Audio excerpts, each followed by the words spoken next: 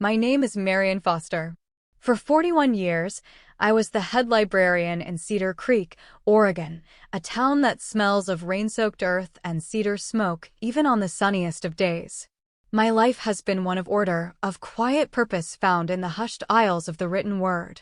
I know the Dewey Decimal System better than I know my own family tree, and I've always believed that every story, no matter how chaotic, has a beginning, a middle, and an end that brings some measure of sense to it all. My own story, I thought, was a simple one. A good marriage to a good man, a son we raised with love, and a quiet retirement filled with books and the garden Walter, my late husband, had planted for me. Walter was a woodworker, a man who believed in the integrity of solid things, oak tables, hand-turned bowls, a well-made promise. He's been gone 7 years now, but the scent of sawdust still clings to the air in the garage, a ghost I am not yet willing to evict. I was standing near the baggage claim at Phoenix Sky Harbor, my light wool coat draped over one arm, the antique lace collar clutched in a silk-wrapped bundle in the other, when the message arrived. 5 short words. A neat, digital severance. Change of plans. Just immediate family now. No greeting. No apology. Not even the name he used to call me, Mom. Just that. As if I were a catering order that had been revised, a detail efficiently managed. The cacophony of the airport, the rumble of suitcases on tile, the announcements echoing from the ceiling, a child's shrill laugh, seemed to recede, leaving me in a pocket of profound silence. I watched a young couple embrace, their faces alight with the joy of reunion. The world kept turning, but my own had just tilted off its axis. I stared at the screen, my thumb hovering over the message, as if pressing it again might reveal a hidden layer of meaning, a tone of regret tucked between the pixels. But there was nothing. The little blinking cursor that signified he was typing did not reappear. I didn't cry. The feeling in my chest was too sharp for tears. It was a cold, clean shard of glass, something that pierced without warning and left a hollow space behind. I found a molded plastic chair and sat down slowly, smoothing the wrinkles from my linen trousers as if I had somewhere important to be, as if my dignity hadn't just been checked and lost like a piece of forgotten luggage. I had paid for the ticket myself. No one had asked me to, of course. I had offered, thrilled to be included, happy to make the journey. I'd bought a new blouse, not expensive, but elegant, a soft dove gray silk. I had packed the lace collar my grandmother had crocheted by hand in 1922, the one my mother and I had both worn on our wedding days, believing his bride might find the history of it charming. I'd had it professionally cleaned and preserved, folded it in archival tissue, tied it with a satin ribbon. There were other gifts, too.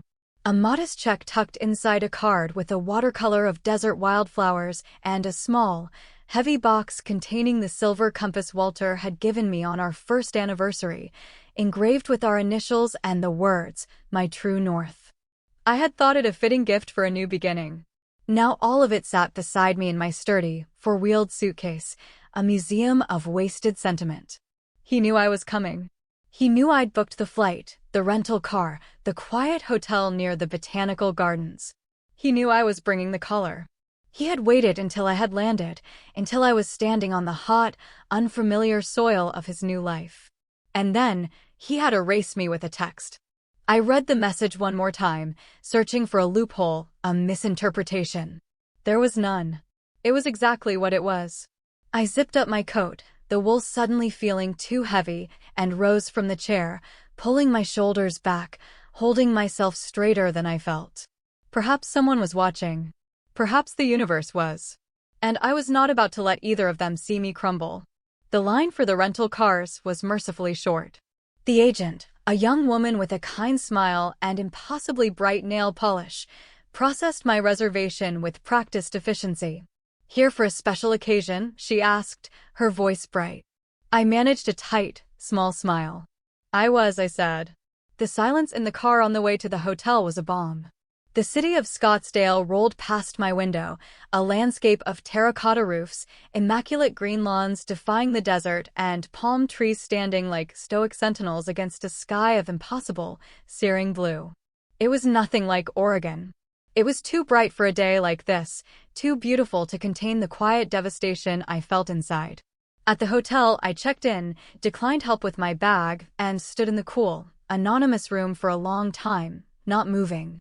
The window overlooked a pristine swimming pool where a family was splashing and laughing, their voices muffled by the thick glass.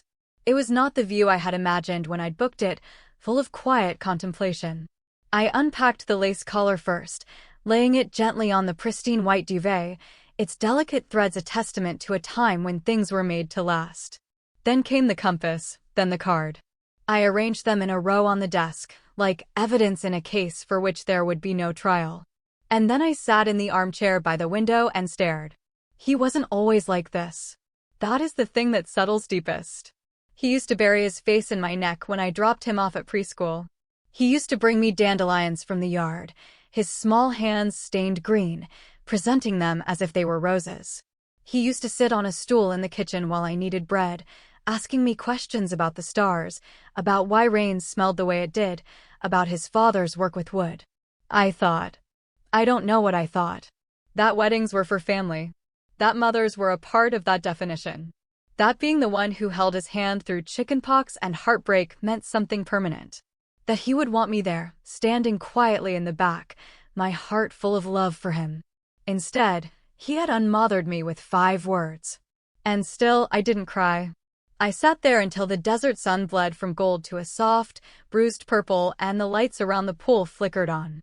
Then I stood, walked to the desk, and took out the crisp hotel notepad and pen. I began to write a list. It had 2 items on it. Cancel the transfer to James. Call Sterling and Dunn. Sterling and Dunn was my law firm. I hadn't spoken to Miss Sterling in years, not since we'd settled Walter's estate. But suddenly, I knew exactly what I needed to say to her. Because if I no longer had a seat at his table, I would no longer be funding the feast. I folded the lace collar back into its tissue paper, one last time.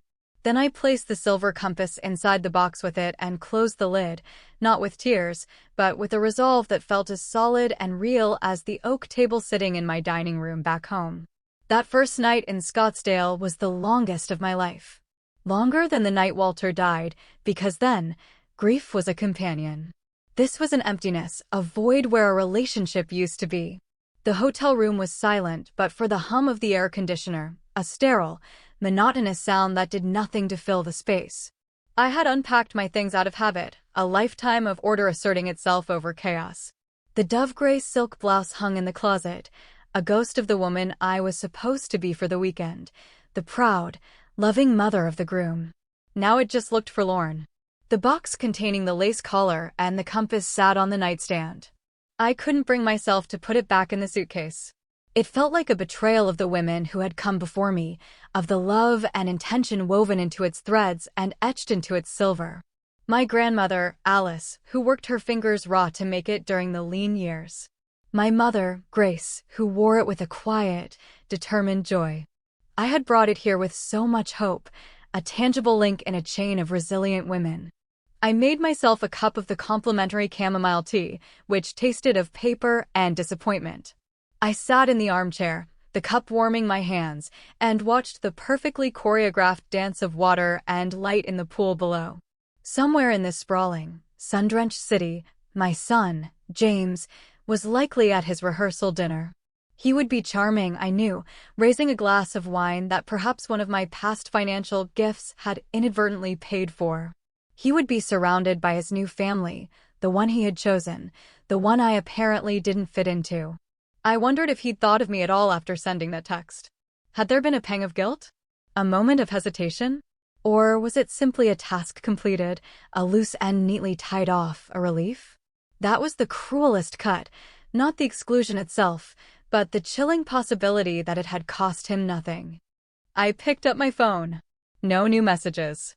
No missed calls. Just that one text, a digital tombstone marking the death of my role in his life. I opened a new note and began to type. Dear James. I stopped. What could I say in writing that decades of actions had failed to communicate? I loved him. I raised him. I had supported him, quietly and consistently, asking for nothing in return. And now I knew I had received exactly what I'd asked for. Nothing. Instead, I opened my photo gallery and scrolled back through the years. James in kindergarten, a gap-toothed grin plastered on his face. James at 12, looking impossibly gangly and serious in his soccer uniform. James at his college graduation, his arm around me, his eyes full of a future that I assumed I would be a part of. And then, the photos grew sparse. The visits less frequent. The smiles in the pictures we did take seemed more for the camera than for me. The tears I expected still didn't come. It wasn't a hot, rushing grief. It was a cold, quiet clarity. This wasn't a sudden act of cruelty. It was the final, undeniable confirmation of a long, slow departure that I had refused to see.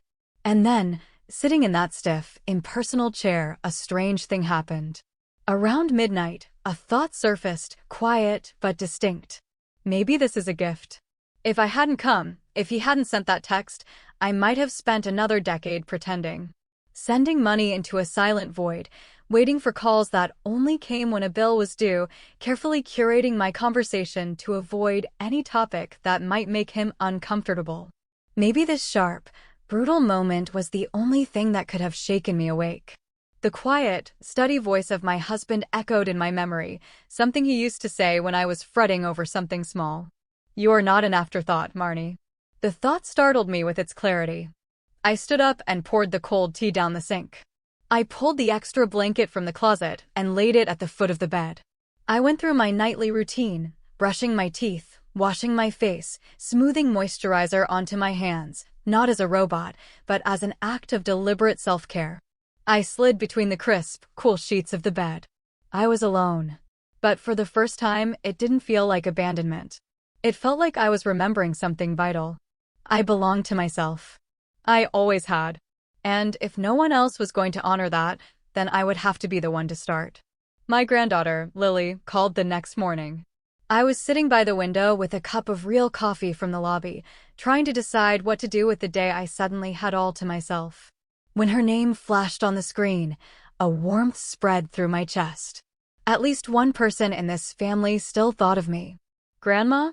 Her voice was hesitant. I just found out. Dad didn't. You're not coming." I closed my eyes for a moment, gathering myself. "I'm already here, sweetheart." "But no, I'm not coming to the wedding." The silence on her end was heavy with a mix of confusion and indignation. I knew that silence. I had lived in it for years. "But why?" she finally stammered. "He told me the guest list was just tiny, only immediate family." "I just assumed." "I thought you were the definition of immediate family." "I thought so, too," I said softly. "Why didn't you tell me yesterday? We could have had dinner. I would have come to you." Her voice was laced with a hurt that was all for my sake.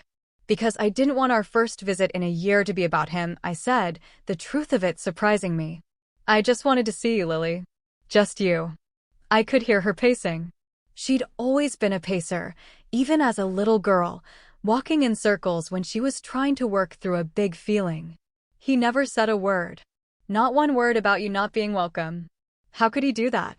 "Because it's easier to omit than to explain," I said, the words coming out without any of the bitterness I'd expected to feel.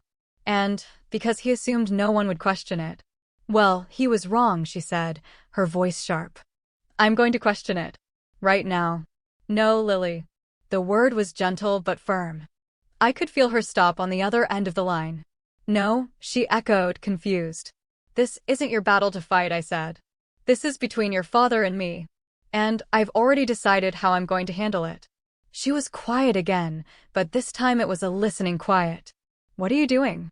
"I've already done some of it," I said. "The lace collar will stay with me. The compass will go to someone who understands what it means to have a true north. And my legacy, Lily, the money Walter and I worked our whole lives for, the home we built, it will not be entrusted to someone who does not value where he comes from." "You changed the will," she whispered. "Yes. And the trust." "Grandma," she began, her voice thick with emotion. "You don't have to." "I know I don't," I interrupted gently. "That's the entire point. You have never, not once, made me feel like an obligation or an open wallet. That's why I can trust you with everything." She was silent for a long moment. When she spoke again, her voice was steady. "I'll make you proud." "Oh, my dear girl," I said, a genuine smile finally reaching my eyes. "You already do." A muffled voice called her name in the background. Her father, I presumed. "I have to go," she said quickly. "But can I see you? After all this is over? For breakfast on Sunday. I'd like that very much." "No," she said, her tone suddenly fierce. "I mean it, Grandma. I want to see you. I want to know you. For real." That, more than any inheritance, was the gift. After we hung up, I sat with my now-cold coffee and looked out at the brilliant, unforgiving sunshine. Somewhere across town, James was getting ready for his wedding, oblivious to the quiet tectonic shift that had just occurred. His daughter had just stepped out of the story he was trying to write for her. Not with a dramatic scene, but with a quiet, firm choice. And for the first time, I felt like that was more than enough. There is a drawer in the old secretary desk in my study back home. It sticks. You have to jiggle the brass handle just right for it to release. Inside that drawer, in a simple manila folder labeled James, is the quiet, painful ledger of my son's adulthood. I started it after Walter died, not out of suspicion, but out of a librarian's need for order. It became a record of what it costs to keep a foothold in the life of a child who is drifting away. I had brought the folder with me. I don't know why. An instinct, perhaps. A need for tangible proof that my feelings of neglect weren't just the melancholy ramblings of a lonely widow. That night, after speaking with Lily, I opened it. The first entry was from 15 years ago, a cashier's check for $14,500. A down payment on his first condo. "Just to get us started, Mom," he'd said over the phone. "We'll pay you back as soon as my commissions pick up." The subject was never mentioned again.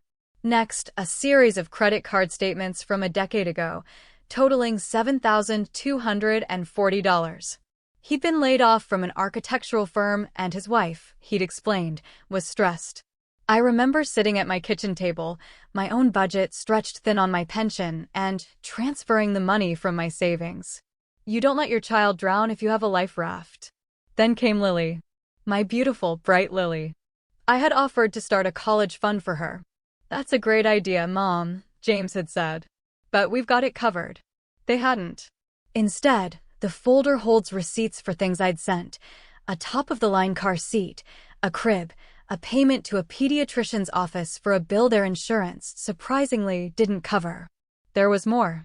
$3,800 for emergency dental surgery. $1,950 for a car repair. $9,000 to fix a leaky roof in the house his in-laws had helped them buy. He'd called me late at night for that one, his voice a low, urgent whisper, as if he didn't want his wife to hear him asking his mother for help. In total, the folder documented over $68,000. That didn't include the plane tickets for my visits, the birthday checks, the Christmas gifts, the just because gift cards to grocery stores when he'd mentioned things were tight. It was never about the money. I would have given it gladly, 1,000 times over, for a phone call that wasn't a prelude to a request. For a simple, heartfelt, "Thank you, Mom." It made a difference. But over the years, my help had curdled from a gift into an expectation. The calls became transactions. The gratitude, once present, evaporated, leaving only a chilly silence in its wake. The final receipt in the folder was from 3 months ago. A transfer of $2,500. For wedding incidentals, he had texted. I had sent it immediately, my heart swelling with the simple joy of being included. How much I had paid for the privilege of being disinvited. They say love doesn't keep score. Perhaps it shouldn't. But self-respect does. And looking at the black and white proof in that folder, I knew my account was long overdue for balancing. The next day, I made the call to Cascade Mutual, my bank in Oregon. I spoke to a helpful woman named Diane. I was calm, polite, and unequivocal. I canceled all recurring transfers. I revoked James's status as a secondary contact. Should I mark this as a personal change of circumstances? Diane asked, her voice professionally neutral. Yes, I said. You can call it that. I called it clarity. The day of the wedding arrived, bright and hot. I had no invitation, no seat reserved, but I knew the location. A high-end resort with sprawling gardens and mountain views, the kind of place that specializes in manufactured perfection. I dressed not in the gray silk blouse, but in simple cream-colored slacks and a cool, sleeveless top. I looked like a tourist, an anonymous woman enjoying the Arizona sun. I took a rideshare to the resort, but didn't go in. Across the wide, manicured boulevard, there was a small public park with a stone bench shaded by a sprawling Palo Verde tree. I sat there, the silk-wrapped collar in my tote bag, and I watched. I saw the guests arrive in a parade of pastel silks and crisp linens. I saw the florists making last-minute adjustments to an enormous arch of white roses. I heard the faint, hopeful strains of a string quartet warming up. And then I saw him. James stepped out of a sleek black car, looking handsome and carefree in his tailored tuxedo. He laughed at something his best man said, clapping him on the shoulder. His posture was confident, his smile easy. He never once glanced toward the street. He was a man looking forward, with no thought for what he was leaving behind. I thought my heart would break. I had braced myself for a wave of anger or a surge of grief. But as I sat there on that bench, a strange and unexpected peace settled over me. I was watching a scene from a play in which I was no longer a character. The distance felt clean, final. A beautiful woman in a stunning white gown emerged and took his arm. His bride. They smiled for a camera, a perfect portrait of happiness. They walked together toward the rose-covered arch, and the guests rose to their feet. I stayed on my bench, invisible and, for the first time in a very long time, completely whole. The ceremony was brief. I could hear the murmur of vows, the swell of music, and then, the sound of applause carried on the warm breeze. I didn't feel bitter. I felt free. There is a unique power in witnessing the exact moment of your exclusion and realizing, with a quiet shock, that you have survived it. That it did not, in fact, destroy you. I stood up, brushed the dust from my slacks, and began the slow walk back toward the main road. I was not walking away from my son. I was walking toward myself. Lily met me for breakfast on Sunday morning at a small cafe with a shaded patio. She looked tired, the polite smile she'd likely worn for 2 days now completely gone, leaving a raw, honest exhaustion in its place. It was beautiful, she said, stirring her tea without looking at me. Everything was perfect. The flowers, the food, the music. It was like a magazine. I waited. And it felt completely hollow, she finished, finally meeting my eyes. No one mentioned you, Grandma. Not one person. I kept waiting for someone to raise a glass and say, to Marion, who couldn't be with us. But nothing. It was like you never existed. Sometimes, it's easier for people to pretend, I said gently. She shook her head, a small, fierce gesture. I wanted to say something. During the toasts, I almost stood up. But I chickened out. I didn't want to cause a scene. You did the right thing, Lily. It wasn't your place. I don't think so, she said quietly. I think I did the easy thing. She reached into her purse and pulled out the small, heavy box containing the silver compass. She set it on the table between us. I kept this in my clutch the whole time. I held it during the ceremony.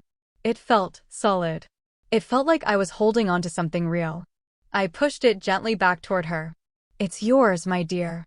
To help you find your way. She looked down at her hands. Dad knows I'm upset. He keeps asking if I'm okay. I don't know what to say to him. You don't have to choose between us, Lily. I'm not, she said, her gaze firm and clear. I'm choosing honesty. I'm choosing the people who are honest with me. In that moment, I felt a healing begin, a quiet knitting together of something I thought had been irrevocably torn. I reached across the table and took her hand. It was warm and strong. You know, the waitress said as she refilled our water glasses, you two have the same smile. And for the first time, I felt the truth of it. I was not just James's forgotten mother. I was Lily's grandmother. And that felt like a beginning. I flew home that Tuesday. The gray, misty skies of Oregon felt like a welcome embrace. My house was just as I'd left it, quiet and solid. I walked through the rooms, touching the spines of my books, running a hand over the smooth oak of the dining table Walter had made. I took the manila folder from my suitcase and, one by one, fed its contents into my shredder. The whirring sound was deeply satisfying. It was not an act of anger. It was an act of liberation. Then I took the lace collar from its silk wrapping. I held it for a moment, thinking of the strong women who had worn it. Then I folded it carefully and placed it in the cedar chest at the foot of my bed. It didn't need another wedding to have value. Its story was already complete. Maybe Lily would want it someday. Maybe not. The choice would be hers. My phone buzzed that evening. A text from James. Hope you're feeling better. Wedding was great. I looked at the words for a long moment. Then, with a calm, steady finger, I deleted the message. I didn't need to reply. My silence was its own answer. It's been 3 months. The lilacs in my garden have come and gone. I spend my mornings with my hands in the dirt, tending to the things that grow, that reach for the sun without apology. I've cleaned out the closets, donating things I was saving for a future that no longer exists. It feels good to be lighter. I am not sad. The grief for the son I lost happened slowly, over years of unanswered calls and transactional conversations. What I feel now is peace. It turns out that closure isn't always a conversation. Sometimes, it's a quiet acceptance. It's letting go of the story you thought you were in and starting to write a new one, just for yourself. James hasn't called, and I don't expect him to. Perhaps one day he will look in the mirror and wonder about the boy he used to be, the one who brought his mother dandelions. If he does, the door won't be locked. But I will no longer be waiting by it. If you are reading this and you have ever felt erased, uninvited, or set aside by the very people you nurtured, please hear me. You are not an afterthought. You are the source. They do not get to write your final chapter. Stand up. Sit tall. Shred the old ledgers. Buy your own damn flowers. And if they don't save you a seat at their table, it is not an indictment of your worth. It is an invitation to build your own, with sturdier wood and more comfortable chairs, for the people who show up, who listen, who see you. You are not disposable. You're the root, and you are always, always allowed to grow again, in your own beautiful, unapologetic light.